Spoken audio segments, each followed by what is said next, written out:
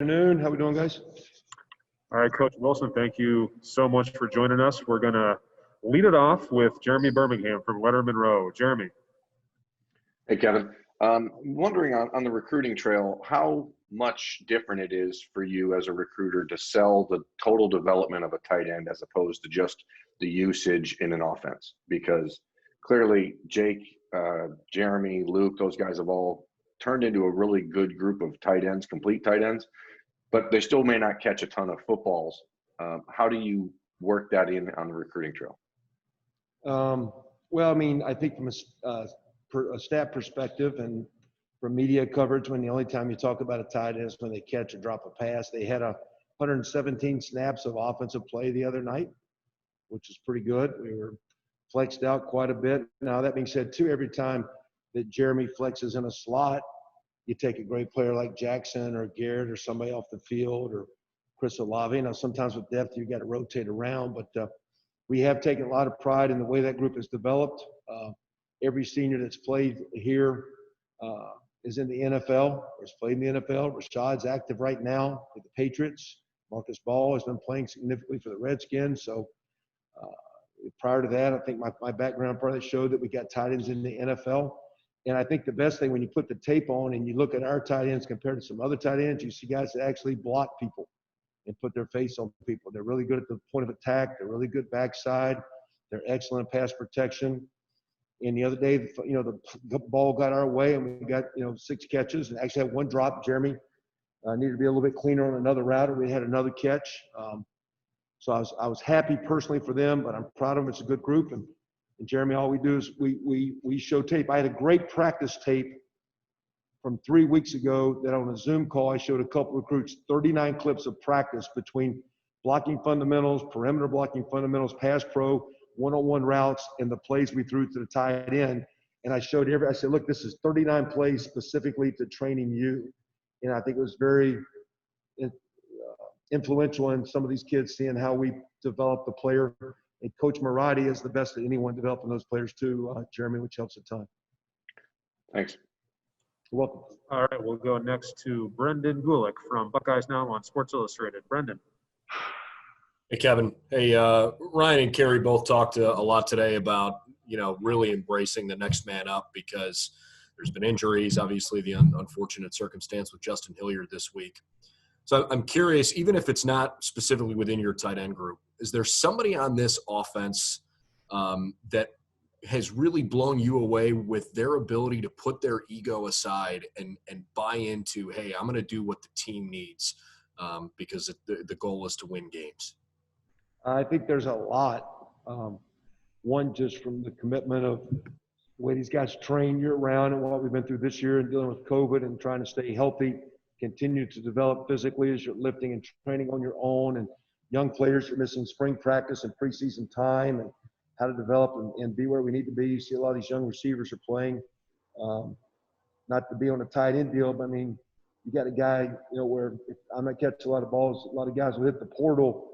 I'm watching the first 2 games. Jeremy Ruckert has had his physical blocking and is as good at knockout blocks as anyone on the whole offense. And here was a touted receiver who played flexed out, spread out, tight end as a high school guy. So in my room, I got a lot of respect for he and Luke Faire and their time and effort. I think Coach Stubb would tell you the same with those offensive linemen and the sacrifices that Josh and Wyatt and Thayer, that Thayer's been through coming through his injury. But the other night, Chris Olave gets a lot of tout the first play of the game. He makes the biggest block on the longest run of the day. And when your best receiver is making the best, maybe the most critical block, I think that says a lot just of the culture. So I think we got a lot of guys that make those sacrifices, and I just got a lot of respect and appreciation for the talent, but the way they buy into the brotherhood of our program. Thank you. You're welcome. All right, next up, Patrick Murphy from 247 Sports. Patrick. Hey, Kevin. You guys got Master going in the last game, at least statistically. Trace had a solid game, but not the same numbers. When you're looking at how you want to use those guys, how you want to get each guy going, have we seen that yet, or is it still kind of a work in progress how the 2 guys can get going, maybe in the same game, or are you still figuring that out?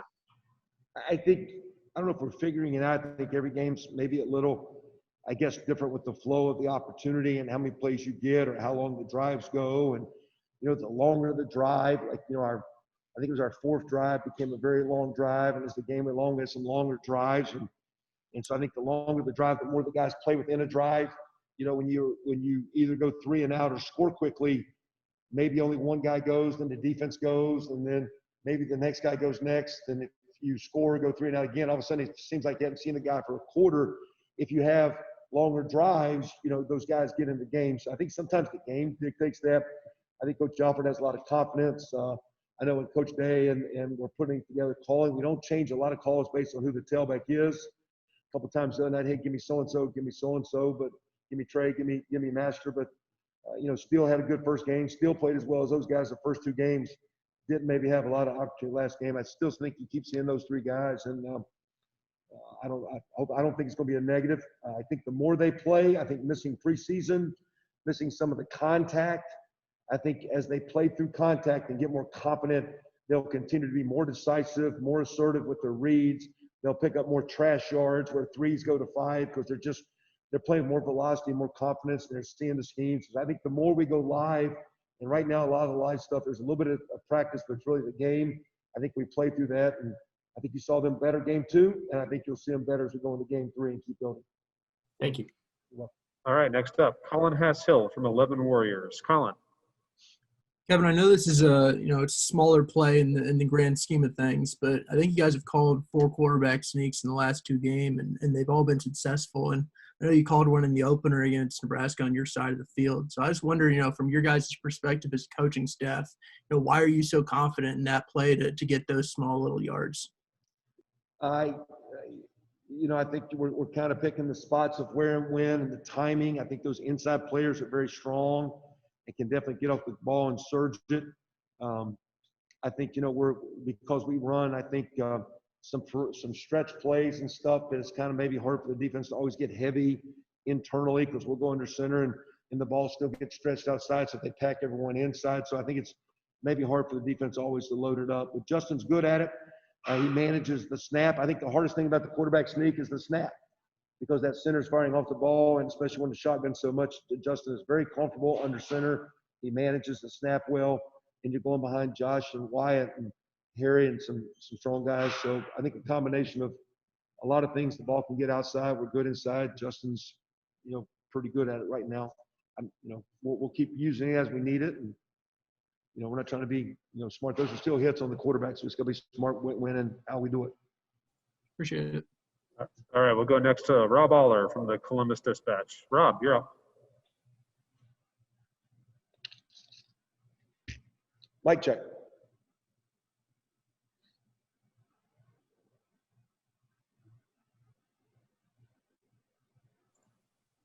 All right, looks like Rob's having some audio problems. We'll try Stephen Meads, Cleveland.com. Stephen. Hey, Kevin, just back on the recruiting thing a little bit. When you see, I know you guys can't have guys on campus, but to see guys take maybe an initiative and maybe take their own steps and making sure that they get all the information they need, even if they have to do things on their own. For you as a coach, when you see players take that initiative, just your thoughts on that. One, it shows one, you worry right now just with safety, with guys coming and traveling and the cross-pollination as they come from different parts of the country, and if they're doing, right now we're urging our fans to watch games separately. So I know kids want to get on campus or see a campus. Right now, we had conversations with my youngest child last night about a couple of schools he's looking at, because his season now ended Friday night. Hey, you don't have school on Tuesday and Wednesday. Do you want, or Wednesday, Thursday? Where do you want to go? Do you want to go see a school? And so I think right now, and we're going to be dead in recruiting. Me as a coach, one, and then me as a parent, two. You're dead recruiting through December. There's an early signing period coming up. Some of these kids are 22 guys. They've got time. I think the old guys are just wanting to feel a part of the camaraderie and a part of the group, and they don't get to come to games like they used to, and they get these friendships going in the season. So I think they want to get together. We don't encourage that because we are leery of the spread of the virus. But with other guys that haven't been committed, I think guys just want to see a campus. They just want to get on campus and just see what it looks like. And of course, here the best thing is about being on campus, interacting with people. And right now we got to do it via the media or via the internet and Zoom and the FaceTime calls and all that stuff. So you don't get the face-to-face. That's the hard thing recruiting. But it's nice they want to get together. I think it's part of the things that kids are dealing with. Some of these kids feel like they're missing out on things, and we want to encourage them to do things, but we got to follow the rules and the guidelines, and we got to, more than anything, stay safe and take care of each other. So that's the way we're kind of embracing it with the kids when we're talking about those things that they want to see a place. Thanks. Next up, Bill Landis from The Athletic. Bill. Hey, Kevin, what does it do for you guys when you can play with two tight ends as often as you do and play big but not lose your ability to throw the ball down the field when you are playing big?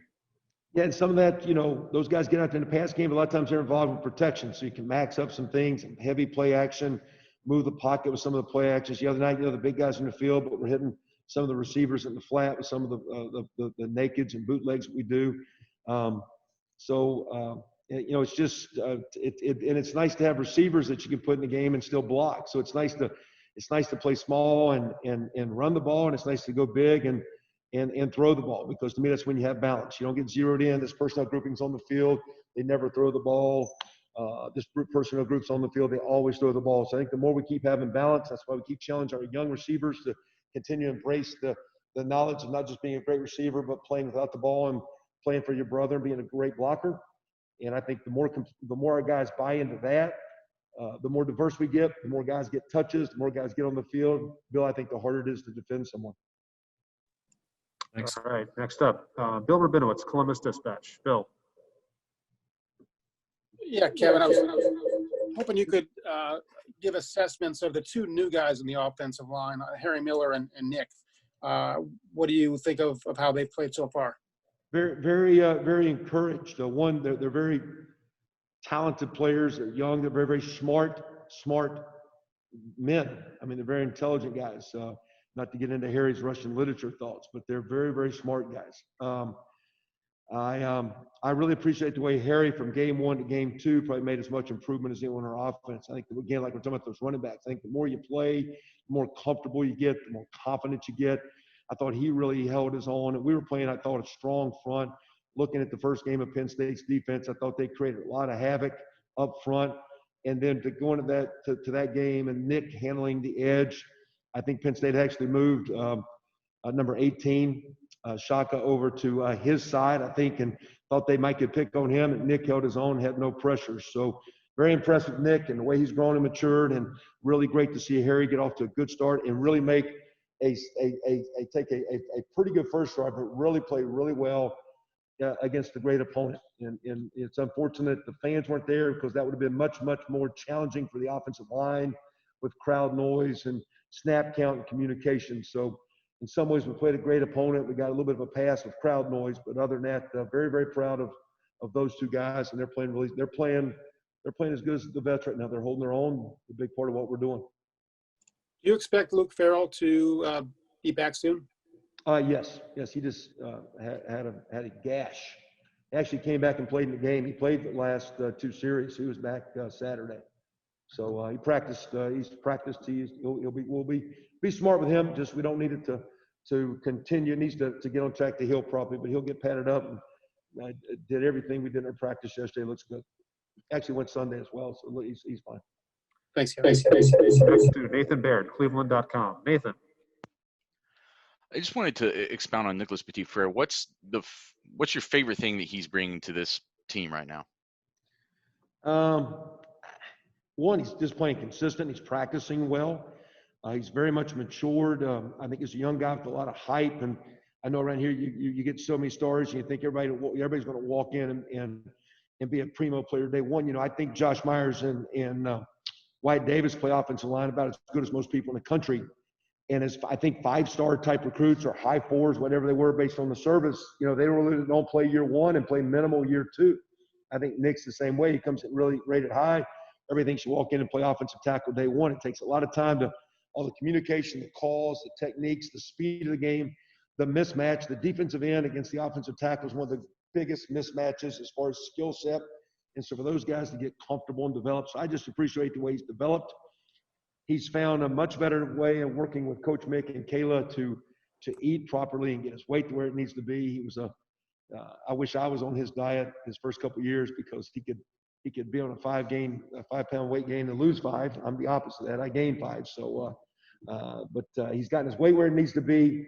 Very smart. He's smart enough that now he's, I think, learning how to think where he's not overcomplicating the game.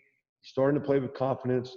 He's got a little look in his eye that was time to play. He flips a little switch, and he's got that little look of a guy that likes to get after it. So I've been impressed with the start he's been off to. All right, we'll go next to Tim May from Letterman Row. Tim. Thank you very much, Mike.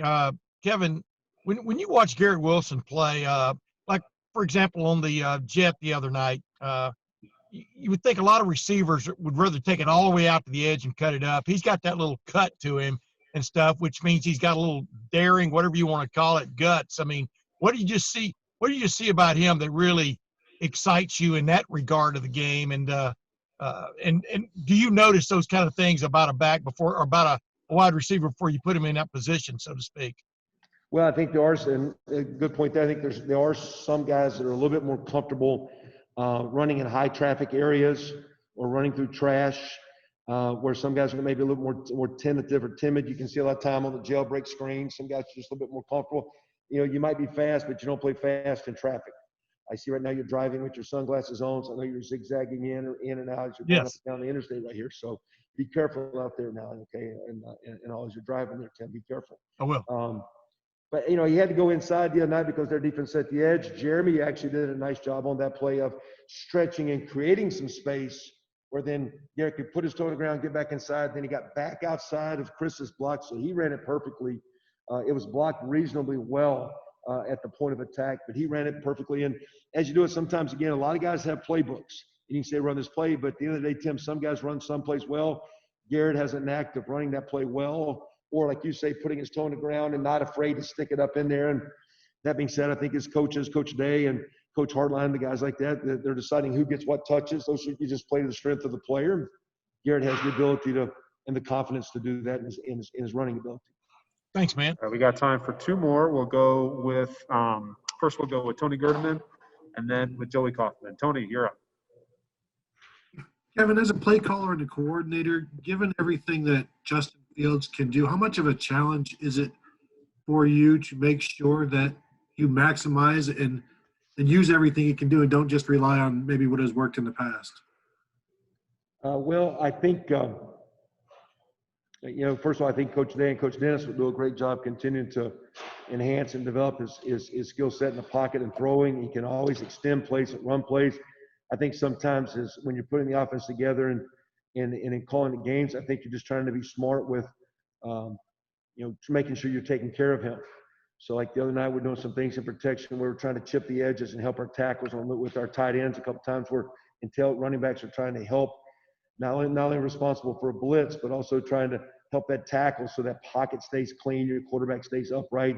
We got him sacked twice tonight, and really we only had one communication issue that led to the last sack we had, where we didn't get it identified properly between Justin and the O-line. So I think the key thing is maybe not trying to be, if you I've been a part of sport too. You have a great player and you start worrying about the great player getting his stats. When you start worrying about a great player getting stats, you forget what you need to do to win the game. And that's, you play physical, you take care of the ball, you take care of the quarterback, you score touchdowns in the scoring zone. You're great in conversions. So we got to play to Justin's strength. And Coach Day is brilliant, and Corey with how they'll develop him and play to his strengths. But we got to play to what's best for the offense to win the game. And every week it's hard to win the game. And I think the key thing we got to come back to is everything we're doing is making sure, as talented as all these individuals are, and the question earlier was, how about the guys that make the sacrifices? Everyone's making the ultimate sacrifice, and even as coaches do what's right to win the game. And if we keep winning the game, the season will go the way we'd like for it to go. And I think that individually, a lot of those individuals will get what they want at the end. But right now, I think we got to keep putting it together and what's best to attack the situation, attack the defense, the scoring situation, the score zone, the down and distance, minimize risk and reward for your quarterback, but do what it takes to play high-end football, great offense, and win the game. Thank you. And last question for today, we'll go to Joey Kaufman from the Columbus Dispatch. Joey.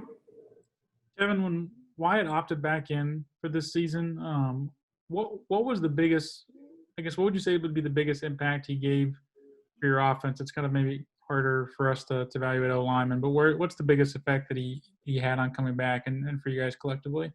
Yeah, great question, because one, he's a great player, so he's a great player back, but internally, he's kind of, especially for the big guy, he's one of the juice guys of the offense.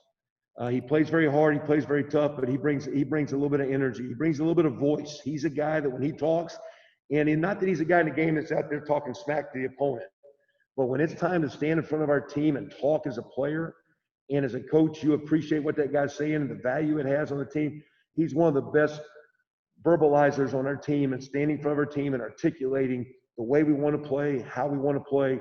So I just think he brings a great voice and a voice that people listen to, because when he talks, our guys listen, and he brings a lot of fire and energy to his play.